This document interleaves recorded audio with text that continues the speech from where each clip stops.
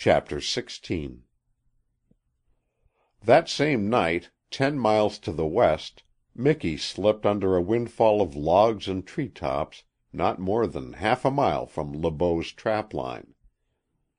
In the early dawn, when Le Beau left his cabin, accompanied by Netah, the killer, Miki came out from under his windfall, after a night of troublous dreams. He had dreamed of those first weeks after he had lost his master, when Neewa was always at his side, and the visions that had come to him filled him with an uneasiness and a loneliness that made him whine as he stood watching the dark shadows fading away before the coming of day. Could Le Beau have seen him there, as the first of the cold sun struck upon him, the words which he had repeated over and over to the killer would have stuck in his throat. For at 11 months of age Miki was a young giant of his breed. He weighed 60 pounds, and none of that 60 was fat. His body was as slim and as lean as a wolf's. His chest was massive, and over it the muscles rolled like babiche cord when he moved. His legs were like the legs of Hela, the big Mackenzie hound who was his father, and with his jaws he could crack a caribou bone as Le Beau might have cracked it with a stone. For 8 of the 11 months of his life the wilderness had been his master. It had tempered him to the hardness of living steel. It had wrought him without abeyance to age in the mould of its pitiless schooling, had taught him to fight for his life, to kill that he might live, and to use his brain before he used his jaws. He was as powerful as Netah, the killer, who was twice his age, and with his strength he possessed a cunning and a quickness which the killer would never know. Thus had the raw wilderness prepared him for this day. As the sun fired up the forest with a cold flame, Miki set off in direction of Le Beau's trapline. He came to where Le Beau had passed yesterday and sniffed suspiciously of the man smell that was still strong in the snowshoe tracks. He had become accustomed to this smell, but he had not lost his suspicion of it. It was repugnant to him, even as it fascinated him. It filled him with an inexplicable fear, and yet he found himself powerless to run away from it. 3 times in the last 10 days he had seen the man-brute himself. Once he had been hiding within a dozen yards of Le Beau when he passed. This morning he headed straight for the swamp through which Le Beau's traps were set. There the rabbits were thickest, and it was in the swamp that they most frequently got in Jacques's caquecs, the little houses he built of sticks and cedar boughs to keep the snow off his baits. They were so numerous that they were a pest, and each time that Le Beau made his trip over the line he found at least 2 of every 3 traps sprung by them, and therefore made useless for the catching of fur. But where there were many rabbits there were also fishers and lynx, and in spite of the rage which the plague of rabbits sent him into, Le Beau continued to set his traps there. And now, in addition to the rabbits, he had the wild dog to contend with. His heart was fired by a vengeful anticipation as he hurried on through the glow of the early sun, with the killer at his heels, led by a babiche thong. Miki was nosing about the first trap house as Netah and Le Beau entered the edge of the swamp, 3 miles to the east. It was in this caquec that Miki had killed the fisher cat the previous morning. It was empty now. Even the bait peg was gone, and there was no sign of a trap. A quarter of a mile farther on he came to a second trap house, and this also was empty. He was a bit puzzled. And then he went on to the third house. He stood for several minutes, sniffing the air still more suspiciously, before he drew close to it. The man tracks were thicker here. The snow was beaten down with them, and the scent of Le Beau was so strong in the air that for a space Miki believed he was near. Then he advanced so that he got a look into the door of the trap house. Squatted there, staring at him with big round eyes, was a huge snowshoe rabbit. A premonition of danger held Miki back.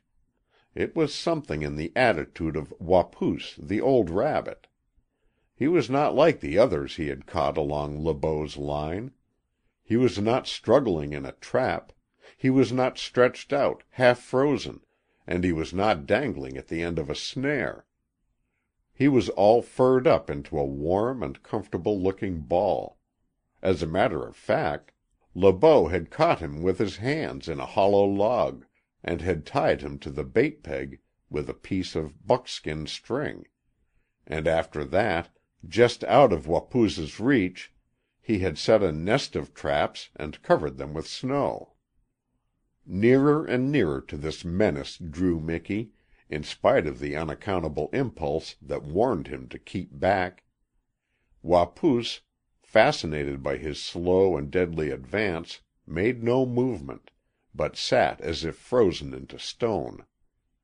Then Miki was at him. His powerful jaws closed with a crunch. In the same instant there came the angry snap of steel, and a fisher trap closed on one of his hind feet. With a snarl he dropped Wapoos and turned upon it. Snap, snap, snap went 3 or more of Jacques's nest of traps. 2 of them missed. The third caught him by a front paw. As he had caught Wapoos, and as he had killed the fisher cat, so now he seized this new and savage enemy between his jaws. His fangs crunched on the cold steel. He literally tore it from his paw, so that blood streamed forth and stained the snow red. Madly he twisted himself to get at his hind foot. On this foot the fisher trap had secured a hold that was unbreakable. He ground it between his jaws until the blood ran from his mouth. He was fighting it when Le Beau came out from behind a clump of spruce 20 yards away with the killer at his heels. The brute stopped.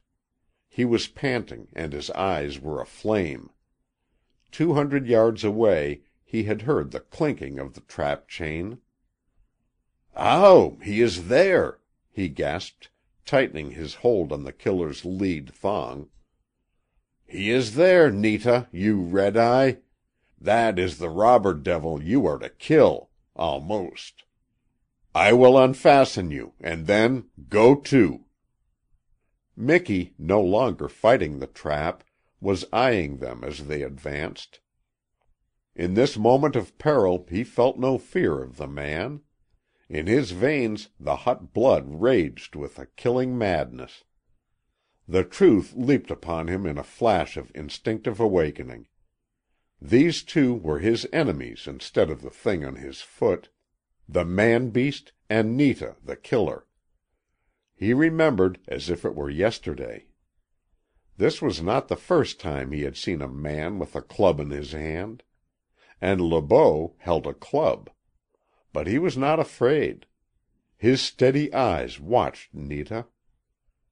Unleashed by his master, the killer stood on stiff legs a dozen feet away, the wiry crest along his spine erect, his muscles tense. Miki heard the man-beast's voice. "Go to, you devil! Go to!" Miki waited, without the quiver of a muscle. Thus much he had learned of his hard lessons in the wilderness, to wait and watch, and use his cunning. He was flat on his belly, his nose between his forepaws. His lips were drawn back a little, just a little, but he made no sound, and his eyes were as steady as 2 points of flame. Le Beau stared. He felt suddenly a new thrill, and it was not the thrill of his desire for vengeance. Never had he seen a lynx or a fox or a wolf in a trap like that. Never had he seen a dog with eyes like the eyes that were on Netah. For a moment he held his breath. Foot by foot, and then almost inch by inch, the killer crept in. 10 feet, 8, 6. And all that time Miki made no move, never winked an eye. With a snarl like that of a tiger, Netah came at him. What happened then was the most marvelous thing that Jacques Le Beau had ever seen. So swiftly that his eyes could scarcely follow the movement, Miki had passed like a flash under the belly of Netah, and turning then at the end of his trap chain, he was at the killer's throat before Le Beau could have counted 10. They were down, and the brute gripped the club in his hand and stared like one fascinated. He heard the grinding crunch of jaws, and he knew they were the wild dog's jaws. He heard a snarl choking slowly into a wheezing sob of agony, and he knew that the sound came from the killer. The blood rose into his face. The red fire in his eyes grew livid, a blaze of exultation, of triumph. "Tonnerre de Dieu! He is choking the life out of Netah," he gasped. "No, I have never seen a dog like that. I will keep him alive, and he shall fight Durant's Pouce over at Post Fort o' God.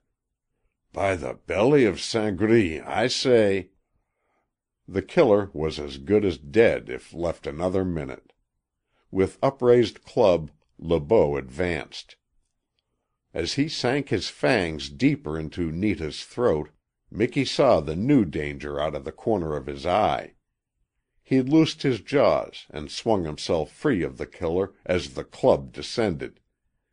He only partly evaded the smashing blow, which caught him on the shoulder and knocked him down. Quick as a flash he was on his feet and had lunged at Le Beau. The Frenchman was a master with the club. All his life he had used it, and he brought it around in a sudden side swing that landed with terrific force against Miki's head. The blood spurted from his mouth and nostrils. He was dazed and half blinded. He leaped again, and the club caught him once more. He heard Le Beau's ferocious cry of joy. A third, a fourth, and a fifth time he went down under the club, and Le Beau no longer laughed, but swung his weapon with a look that was half fear in his eyes. The sixth time the club missed, and Miki's jaws closed against the brute's chest, ripping away the thick coat and shirt as if they had been of paper, and leaving on Le Beau's skin a bleeding gash. 10 inches more, a little better vision in his blood-dimmed eyes, and he would have reached the man's throat. A great cry rose out of Le Beau. For an instant he felt the appalling nearness of death. "Netah! Netah!" he cried, and swung the club wildly. Netah did not respond. It may be that in this moment he sensed the fact that it was his master who had made him into a monster. About him was the wilderness, opening its doors of freedom. When Le Beau called again, the killer was slinking away, dripping blood as he went, and this was the last time that Le Beau saw of him. Probably he joined the wolves, for the killer was a quarter-strain wild. Le Beau got no more than a glimpse of him as he disappeared. His club arm shot out again, a clean miss, and this time it was pure chance that saved him. The trap chain caught, and Miki fell back when his hot breath was almost at the brute's jugular. He fell upon his side. Before he could recover himself, the club was pounding his head into the snow. The world grew black. He no longer had the power to move. Lying as if dead, he still heard over him the panting, exulting voice of the man-beast. For Le Beau, black though his heart was, could not keep back a prayerful cry of thankfulness that he was victor, and had missed death, though by a space no wider than the link of a chain. Chapter 17